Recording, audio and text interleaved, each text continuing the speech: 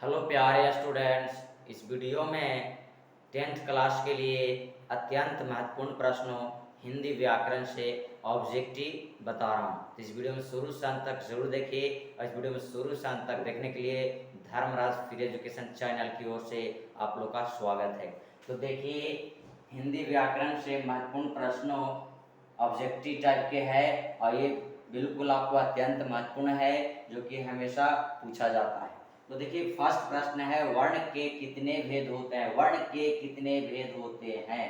समझ नहीं, इसमें 4 ऑप्शन दिए हुए हैं, जो कि उसमें एक सही है। समझ नहीं, तो उसमें चुनना है कि कौन से 4 ऑप्शन में एक सही है। तो देखिए, ए में है 1, बी में है 2, सी में है 3, डी में है कोई नहीं। समझ नहीं, तो थोड़ा क्वेश्चन पढ़कर याद करना है कि वर्ण के कितने भेद होते हैं। है नहीं, तो वर्ण याद कीजिए, दिमाग में थोड़ा सोचिए, सोच विचार कीजिए। तो वर्ण के 2 भेद होते हैं। कितने भेद होते हैं? 2 भेद होते हैं। समझ नहीं, गोल लगा दे आपको सही है, तो बी के आपको 2 दिया हुआ है, तो 2 आंसर होगा। समझ नहीं, तो वर्ण के कितने भेद होते हैं? 2। अगला प्रश्न है, वर्णमाला की संख्या कितनी होती है? वर्णमाला की संख्या कितनी होती है? ए में है 25, बी में है 28, सी में है 52 और डी में है 31। समझ नहीं, तो वर्णों को समूह को वर्णमाला कहते हैं। समझ नहीं, इसका परिभाषा है। लेकिन वर्णमाला की संख्या 52 होती है। कितनी होती है? 52। तो इसका आंसर सी का सही होगा। कितनी होती है? 52। तो आप भी इस तरीका से टिक आउट करते जाइएगा, इसका आंसर सी होगा। याद कर लीजिएगा कि वर्णमाला की संख्या 52 होती है। बिल्कुल आप मनो हिचकिचाइएगा नहीं, रिलैक्स होके फ्री होकर आप बिल्कुल 52 में मारिएगा। अगला प्रश्न है, तलविसा, मुदंतिसा, दंतिसा को क्या कहते हैं? समझिए, इस प्रकार से हिंदी व्याकरण से आपको प्रश्न पूछे जाते हैं। तो तलविसा, मुदंतिसा, दंतिसा को क्या कहते हैं? ऑप्शन में है, ए में स्पर्श व्यंजन, बी में है द्विगुण व्यंजन, सी में है उष्मा व्यंजन और डी में है कोई नहीं। तो तलविसा, मुदंतिसा, दंतिसा को क्या कहते हैं? परिभाषा पहले याद कर लेना है, सोच विचार कर लेना कि परिभाषा कहता क्या। तो जिस वर्ण को गर्म वायु जैसा बोलने में उत्पन्न होती है, घर्षण होती है, रगड़ होती है, उसको क्या बोलते हैं? उष्मा व्यंजन कहते हैं। है नहीं, उष्मा व्यंजन कहते हैं, जो कि तलविसा, मुदंतिसा, दंतिसा जब बोलते हैं तो गर्म वायु जैसा उत्पन्न होती है। है नहीं, तो क्या कहलाएगा? उष्मा व्यंजन। तो इसका आंसर सी का सही हो जाएगा। तो आप बिल्कुल याद कर लीजिएगा, और याद नहीं कुछ समझना है, हो सके तो मनो आपको 2 ही दे, ये नहीं दे तो याद रखना। समझ नहीं, परिभाषा के साथ साथ इसको मनो याद रखना। समझ गया, क्योंकि वर्ण आपको चेंज कर सकता है। अगला प्रश्न है, स्पर्श व्यंजन की संख्या होती है। स्पर्श व्यंजन की संख्या कितनी होती है?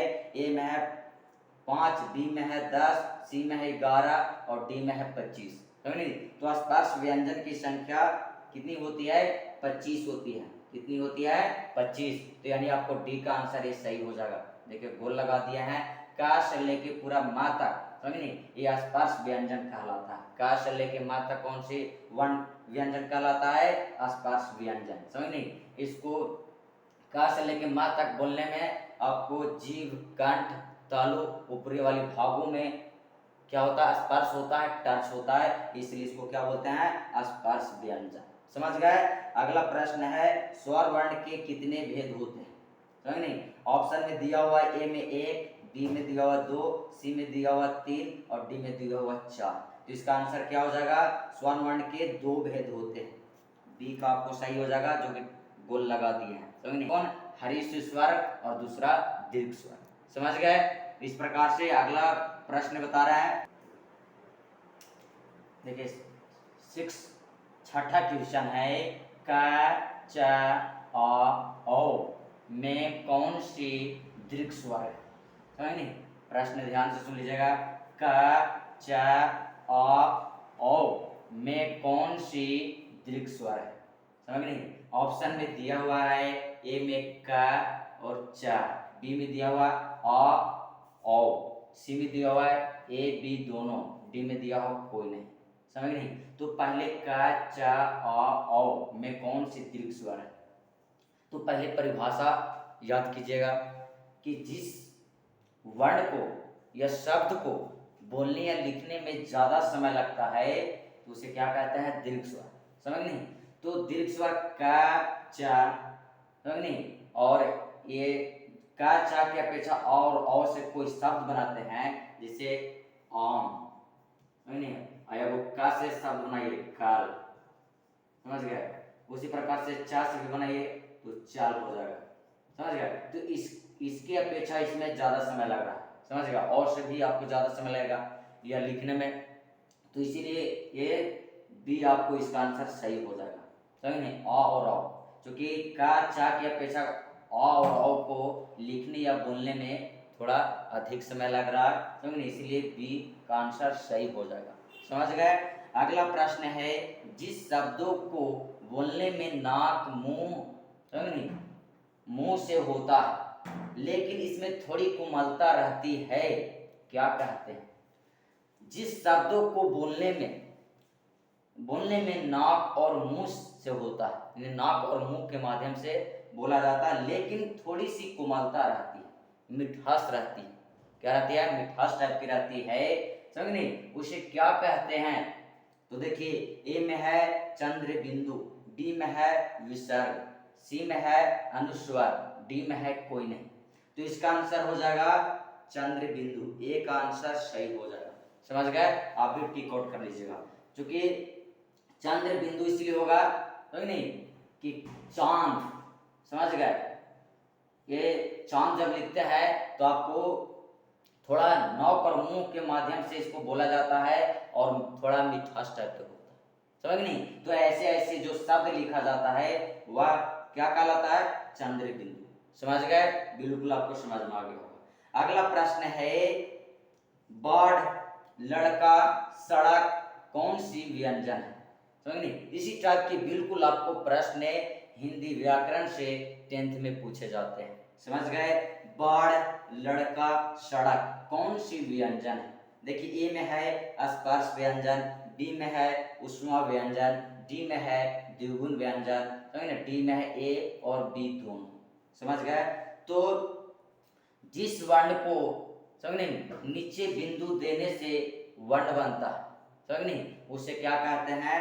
आपको द्विगुण व्यंजन कहते हैं। क्या कहते हैं? द्विगुण व्यंजन। तो आपको पहले परिभाषा में, समझ नहीं, परिभाषा को याद करना, उसके बाद ऑप्शन में देखना है कि कौन सी ऑप्शन सही हो सकता है।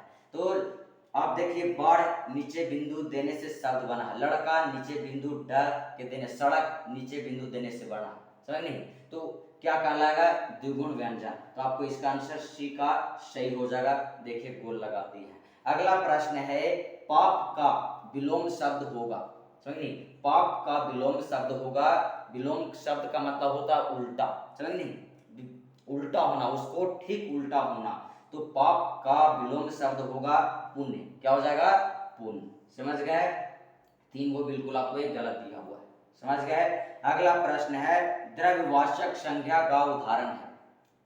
द्रव्यवाचक संज्ञा का उदाहरण है, आपको 4 विकल्प दिए हुए हैं, उसमें एक को टिक आउट करना है। ए में है चूना पत्थर, बी में है वर्ग सभा, सी में है लंबाई बुराई, डी में है ए और बी दोनों, समझ गए?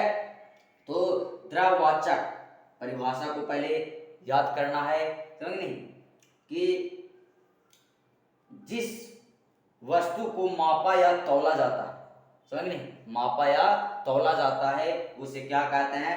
द्रव्यवाचक संख्या, समझ नहीं? वर्ग सवा आपको समूह में आता है, लंबाई चौड़ाई जो है, लंबाई और बुराई ये नहीं है, इसका आंसर चूना और पत्थर हो जाएगा, क्योंकि इसको मापा या तौला जाता है, समझ गए कि नहीं?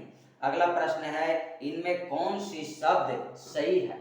आपको 4 को विकल्प दिए हुए हैं, ऑप्शन दिए हुए हैं, उसमें चुनना कि कौन सी शब्द जो है सही लिखा गया है, समझ गए?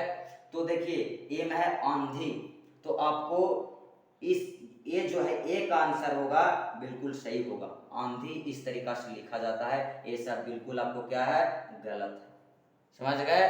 तो इस वीडियो में शुरू से अंत तक देखेंगे तो बिल्कुल आपको समझ में आ गया होगा। तो इसी प्रकार से अगले वीडियो में अत्यंत महत्वपूर्ण प्रश्नों हिंदी व्याकरण के लेकर आऊंगा। इस वीडियो में शुरू से अंत तक देखने के लिए धन्यवाद।